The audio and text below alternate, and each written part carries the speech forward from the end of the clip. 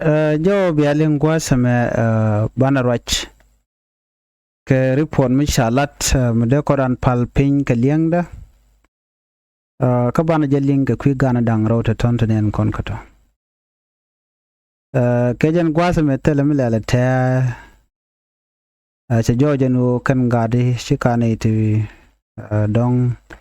shalarara joj ano kanetimo teteka guk teteka ke bana kula liang tena raja me do bana cha ke expose ke je ke cha gala rar ke ja che joje no chineti ngwan chi roi ke media ni an walle ke changa di ka pai wero ron kin dang ro yan dang ro de di cha biana me bia je linga gwa ka ta danen cha gori je ko bia kula te ka ngaje no ngum le ro de re wichin winami ki ngum tuok te ga jom cha kwen gwaz me ga cha gor chere ka confession chala do karon kin dang ro wi waro o karon kin dang ro wal diok shower gam me cha gor red mo tang anon genetic pastor mi chiga jal ke pastor chala pastor gat ut nyang jeni shi ko to yer ka juba chu to yer ga juba lo pastor me jene ka juba ko lo ka mala kal kare yer jene chine nyur tar mango tree la tarjat libe bot ke re yandana bi kula nan kare yer kula na jer ka babure mi jene ga juba wi ka panal ki wi ga mala kal ki god wi ke re anan ko ken na bi bot ke babur bi delib shalar nenen wo cha kweret mo tanke jogono red gada wejame balo dak ron kin dang ruwero wo ron kin dang wel jogono mo kan 2013 kan network gwada bikor talk ja an gwaza mo chwa tijeno kango madeja talk lo cha lo ja pastor gadot nyang jene cha gaje lon ke cha ngar jene cha laro nena shukuma South Sudan special kirmi yadi ta wa shi karami mo mela gwan jengne shi kana invite re which ka juba gwan jengne na mo nonge wida den ka gwan jengne mo ya nongre wi ka South Sudan nong ne rekonde la siasin ki politician no jani cha jogono shu pal chu jaman pal amnya pal nesha ko ntama si siasin ke politician shi ka lela jijengne to gor ka ne je ko bran bate ka lwanki bate ka komne tibejek jani cha jogono chu jaman palan wojin bu konyal bu japal shela de wonena can choose ne diala content ray which could you patin ko operate within the country can choose diala to chi ko ni yesu karaso chi ko ni Jesus jene ke choose ne ke lo kun te cha yik gwan jengne alo gwan jengne te ka kamo shawona mo me chalara jene ka ron kin dang ro wal jok chu kor yo to la tok chere me chalar pastor kanene kate chanen ano te ke shaitan ya invite ke juba no me che kor me che talk shirat mo tang chelar no kwaje goda na che pastor che otinam pastor gadut nyang jene goro ja chana jek jen do ba chalar no jene ka koruni ran mo tanga jana che investigation che je carry out gen la chala che go carry out lo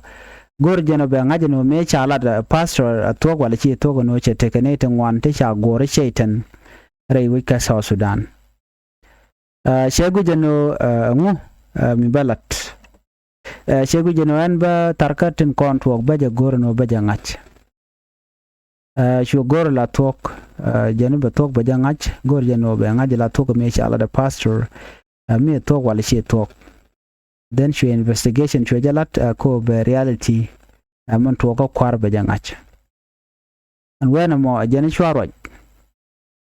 chwa investigation chwa carried out ajana nana ajana cha jigno nana jana cha discover no la minister to one day which South Sudan when MPs ne la members of parliament ne tilet ke national tilet ke state kana wala kan gula waka go gwene la wi doctor la kan wutin la wakan wani mi ko bikanu tech ko de ko ka appointment de ko ka power ka la guna tech boka protection candidate long den je kana ka gwan jengne la wakan ka wi doctor kene de konti la kud gwene ki go gwene buranwa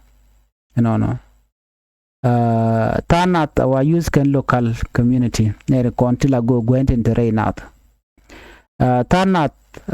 use kan foreigner la jor ten kon la go bane jene cheling no te go kel mi dita long mi dong la ne ding wala kan mala wakaje mi te ka witen tak tia ke South Sudan jene no mo gwaye dan mi che gwich kan de kon la MPs members of parliament national state kan state pointer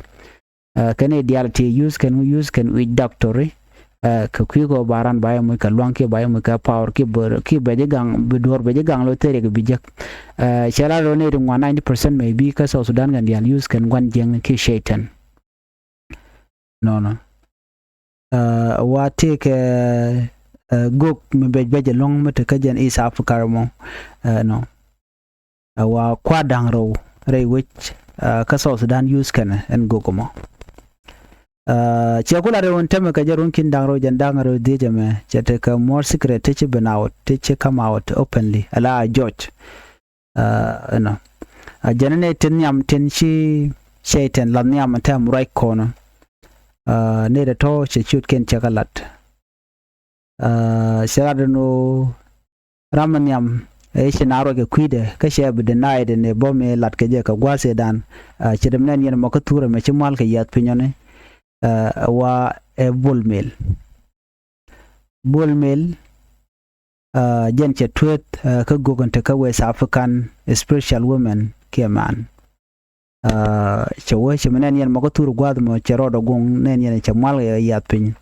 yeda ka pin ka gwan jeng ne ko bete ka power around West African na mo spiritual woman ki spiritual man ne den konente ka go gwen ten ka power ten kwala use ne de kontere ka South Sudan ala go gwen en kona use kana ko kula te ka re kwarka awa let kana ka pin no shudong bol mel me che benaw chwa jane en turna mo ne dial ka social media no che bol mel che tueeth no chote ne de kuje defend no na me shimu che tok e kana akach ka che jalode rewde me che dong bol mel che George no chi Queryunti State Governor Ekbim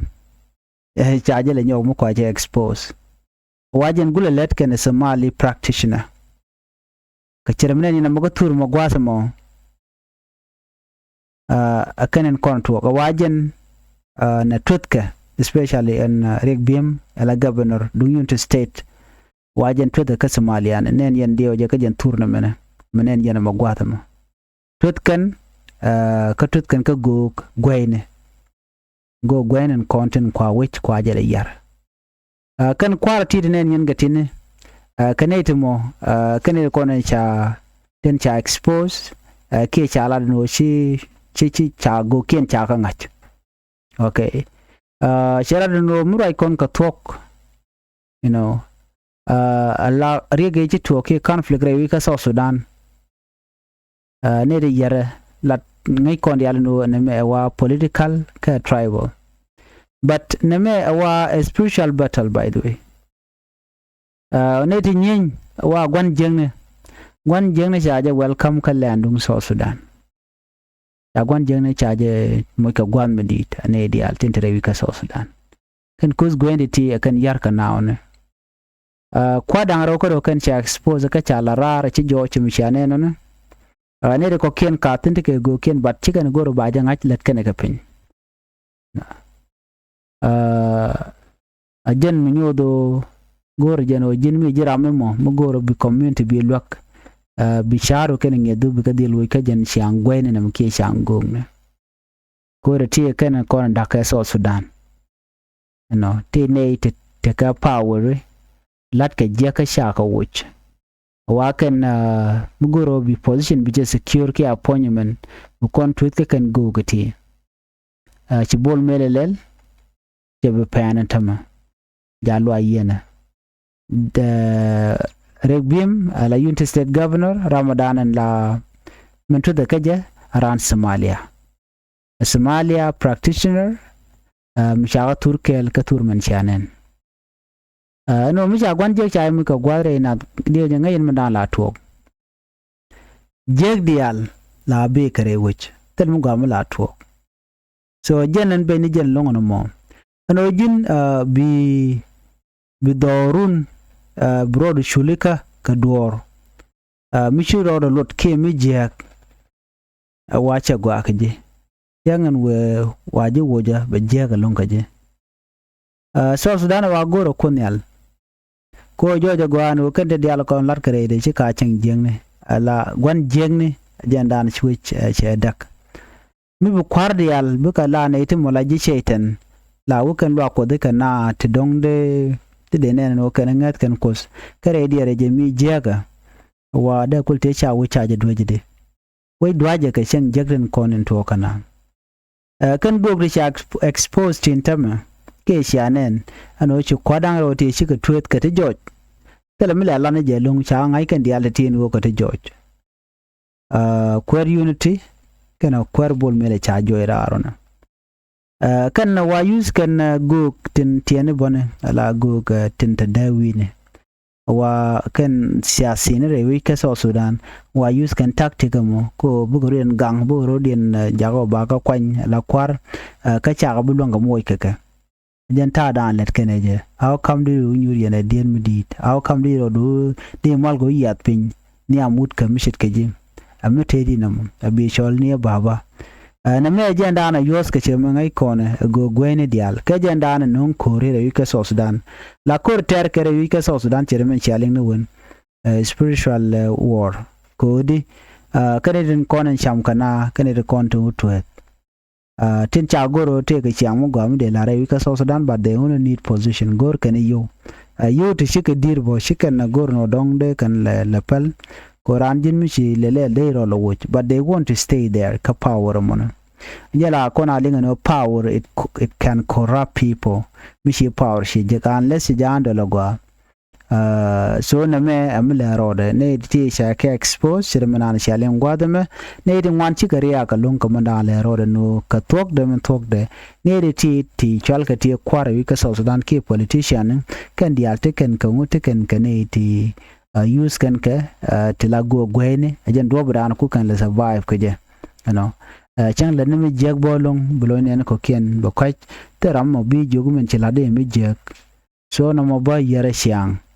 kana konan kwa pin kwa ele yer so men bianga jeno bol mel kana reg bim top kana ya je no chane ken chaga ngacha la go ken ten konan tut ken kaka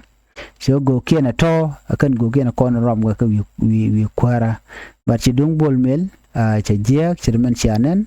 ano chala rami mo mi cha ile yene jete dora ka detention ke chetrar so bianga jeno tidial ten kon lat ke gon jengne la kana George la ka expose se me chane no ka chala do ba more will be exposed ko cha George go 20 12 wo 20 wo 2013 me ko to gon jengne mi dite bere wi ka so Sudan en gon jengne mo che kwar ki leader che ka yar ano cho woni ambo 2025 nyok mo kwad dia le bin expose ntama kadi chala na wona ken but che jojo gwa en wo ken men tin gul ken kalat gul amu ko benefinika la rana ko ngeta me jene rami mo me la kwar ki ba mo ko position midit but it's not what it is so use kana wal bia chute ngeno men nen kono mo roal na ka unit state telemi latke jen kwara kala la bene jen nyok tera den mo kwanga gwade jen ta mo mishale na no la go la kana twet biglo nen content kulli tin kwal chenga jeg bu kan loiden kono kula malpin janta dan en cha jomo cha lat ke jam so ne tin wan la to ko politician lat ke riek mi chirkana me jinnu cha je kwanya la kwar gor jeno bichar along ano bilaming bi meng shaitan ko jen bilade kama ke bi meng no bine ko bi kelade ka ko kan tutington content tarke tama ajano bi chon kwi shaitan ke bi chon kwi magwaka mishanen no cha kwada roti cha galat la bulmel kan riek bim bi ngaje no there are more people like them kan e tawta kan position dit but gulawo kan lawo kan tuet biko tuet kan e kono la jengne rar ba wi so dan ba ko yara kan mala lar ke tuet jenene o jina ramadan tuet ka bala ramadan dong te dor te ka kwan so ramamo ba kwana ba hole nan kaje ba hole kam ramadan tuet jen ta da tan ci mishuina ta maka unit state we mean that kwer be yikte ka be yikte ka kwakton wane te ka jam la shuina gwadin ba te care ka kwiden so gujen ku fokan jen ka do badanan jega ngwana kaje ki jega kwan kaje so na me ajan mambe bech andana le ro da re doaran be ngajin wodi kwar riudian dial kane timoti wejek te yos kane double ki yos na gwan jengne man ku siang ku jele yar so na me ajanan en gore de nywa yekel bana nyago je kam do den ani please guje kan kwa diala to ano ka kwar te cha redin cha gul yara shaitan radi ne jen jojo no ka kwar bare di re jemi lat ka te je ka long te chiro den lot ka community kan wada balya ka kaneten ani kon char kon diala ka berar ko chegwano batuok kan te ko kien gorjeno de na de kan writing na me ko this way me gwal go gwene me gwal ka gor ajen dob gul na chu ke jere wech den yo ngaje no miteram ko inga tamla ko na kana yang bi bel e we ko ke be pin ba kwa chejen no mo na kana sheten na kana jengu na kana je yang ko chaje bu ka position du bu joten wena mon so na me ne ba chongwa da me ba nyo je ka report den ya temal